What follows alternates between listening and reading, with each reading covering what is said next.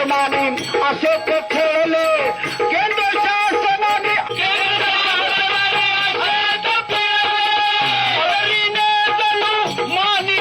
कोल्हापुरातील शासकीय कंत्राटदारांचं मागील 2 ते 3 दिवसांपासून बेमुदत काम बंद आंदोलन सुरू आहे। कोल्हापुरातल्या जिल्हा परिषदेच्या समोर आणि PWD कार्यालयाच्या समोर या सगळ्यांचंच आंदोलन जे सुरू आहे। विविध मार्गाने हे आंदोलन सुरू आहे।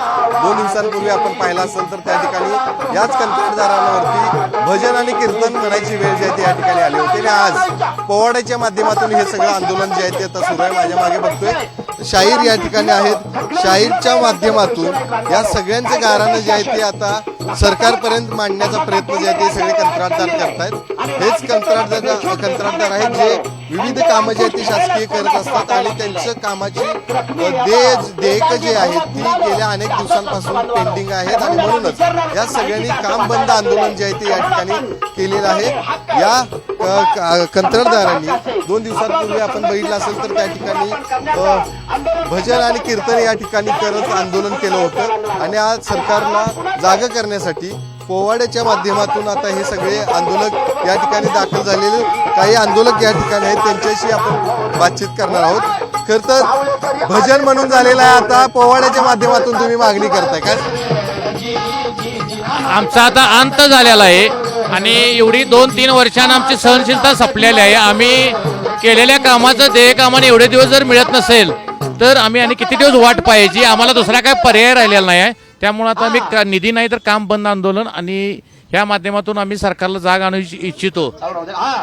सरकारला यातून आम्ही जाग आणू इच्छू शकतो की आमचं लवकरात लवकर कंत्राटदार बांधवांनी जी काही शासकीय कामं केलेली आहेत त्याची आमची देयके मिळावीत, कारण त्या घेतलेल्या कर्जापोटी आमचं कर्ज दुप्पट तिप्पट झालेलं आहे आणि फार मोठे आम्ही नुकसानीत कंत्राटदार बांधव आम्ही गेलेलो आहोत।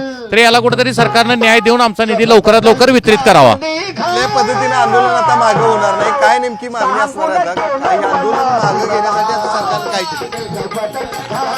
आमच्या झालेल्या कामाचं जे आम्ही शासनाच्या वेगवेगळ्या विभागामध्ये आम्ही बिलं सादर केलेले आहेत ती बिलं आमची मिळावीत व देयक आमचं आम्हाला प्राप्त व्हावं। देयक प्राप्त झाल्यानंतर राहिलेली उर्वरित कामं करेल आम्ही आणि घेतलेली कामं आम्ही पूर्ण करून देईल। तर जोपर्यंत आमची देयक जी आहे ती त्या ठिकाणी पूर्ण होत नाही तोपर्यंत आम्ही हे आंदोलन मागे घेणार नाही असं या सगळ्यांचं म्हणणं आहे। आणि आपण ही सगळी दृश्य पाहतोय कोल्हापुरातल्या जिल्हा परिषदेच्या अगदी दारातच या सगळ्यांनी पोवाड्याच्या माध्यमातून हे आंदोलन सरकारपर्यंत पोहोचवण्याचा जो आहे ते प्रयत्न हे सगळेजण करताना पाहायला मिळते। त्यामुळे निश्चितच वेगवेगळ्या पद्धतीने हे सगळे आंदोलन आता करताना दिसतात। या सगळ्या आंदोलनांची सरकार कशा पद्धतीने दखल घेणार हे देखील पाहणं गरजेचं आहे। कॅमेरामन ओंकार वळवडेसह शेखर पाटील, पुढारी न्यूज, कोल्हापूर।